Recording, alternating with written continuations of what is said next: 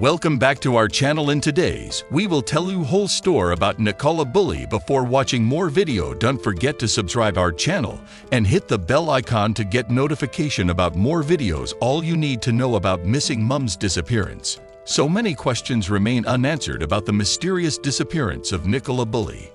Nicolla Bulley full story.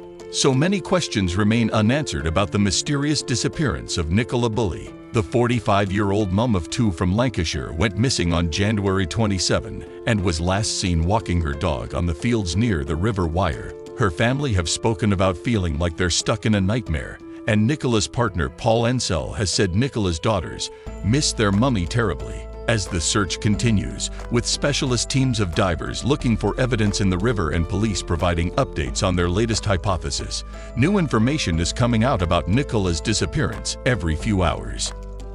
Between the evidence released by police, comments from Nicolla's family and friends, and interviews given by the search experts helping the police, there's a lot to get through. We've put together this guide on everything we know about Nicolla, her disappearance, the police's current hypothesis, and whether she could have fallen in the river while walking her dog. Who is Nicolla Bulley?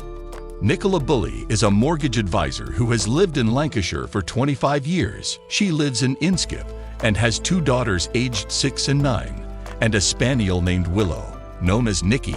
Ms. Bulley moved to the area from Chelmsford, Essex, and speaks with a southern accent. The family searching for her include her partner Paul Ansell, her mother and father Dot and Ernie, and her sister Louise Cunningham. She was also wearing tight black jeans with green ankle-length wellies and long green walking socks tucked into her jeans. She was wearing a pale blue Fitbit watch. In a statement on Monday, Nicolla's partner Paul said, "I have two little girls who miss their mummy desperately and who need her back. This has been such a tough time for the girls especially, but also for me and all of Nicolla's family and friends, as well as the wider community, and I want to thank them for their love and support." She is white, 5 feet 3 and tall, and has light brown shoulder-length hair, which was tied in a ponytail when she was last seen. She was last seen wearing a long knee-length black quilted gilet with a hood, with a black waist-length Engelbert Strauss coat underneath which had long sleeves.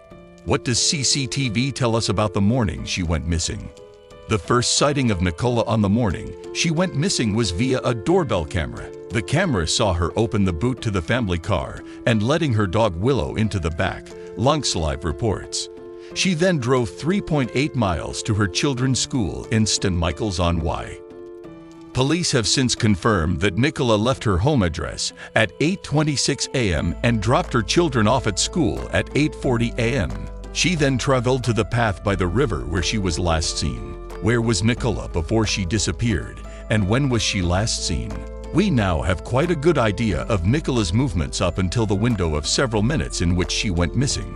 Police released a statement on Friday, February 3, with a timeline of what happened on the morning of Nicolla's disappearance, and Superintendent Sally Riley added to this timeline in a press conference on Tuesday, February 7. After Nicolla dropped her children off at school, she was walking Willow along the path by the River Wyre off Garstang Road near the village of St. Michael's, walking towards the gate and bench on the lower field. At 8:43 a.m., police said she was seen by a dog walker who knows her at 8:47 a.m., walking around the lower field next to the river. What was found after Nicolla disappeared? Nicolla's phone was found on a bench at approximately 9:33 a.m. by a witness who didn't know her. Telephony work by police has confirmed that the phone was located on the bench at 9:20 a.m. The phone's microphone and camera had been turned off during the call. Her dog Willow was also found near the bench and was dry, leading investigators to believe that Willow hadn't been in the water. Willow's lead and harness were also found, and a friend of Nicolla's has clarified that it was normal for Willow's harness to be off at this point in the walk. Since the investigation started, police have received thousands of pieces of information from the public and have obtained the Ring doorbell footage from Nicolla's house. What's happened in the police search so far, and who else has been involved? The huge police search so far has included the river and riverbank, and this has extended the whole way out to sea. Specialist search teams, sonar, search dogs, drone and helicopter searches, and house-to-house and inquiries have all been used. Police have also spoken to witnesses analyzed Nicola's mobile phone, checked CCTV footage, and searched the derelict house across the river and nearby empty caravans. The river was searched on Monday by experts from Specialist Group International, who have been using sonar to try and find Nicolla, and divers from the Regional Underwater Search Unit have been involved too. Police also confirmed they were working with experts from the National Crime Agency and the Police National Search Advisor, neither of whom have identified any other strategies, physical areas to search, or lines of inquiry that haven't already been explored. Data from Nicola's phone and Fitbit have also been examined. Where could Nicolla have been in the moments before she disappeared? Police confirmed on Monday, most of our sightings of Nicolla have been by witnesses who knew her, and that has enabled us to plot her movements from the school, along the river path, and into the field. We can say with confidence that by reviewing CCTV, Nicolla has not left the field during the key times via Rowan Water, either through the site itself or via the piece of land at the side. Also, we can say that she did not return from the fields along Allotment Lane or via the path at the rear of the Grapes Pub onto Garstang Road. Our inquiries now focus on the river path, which leads from the fields back to Garstang Road.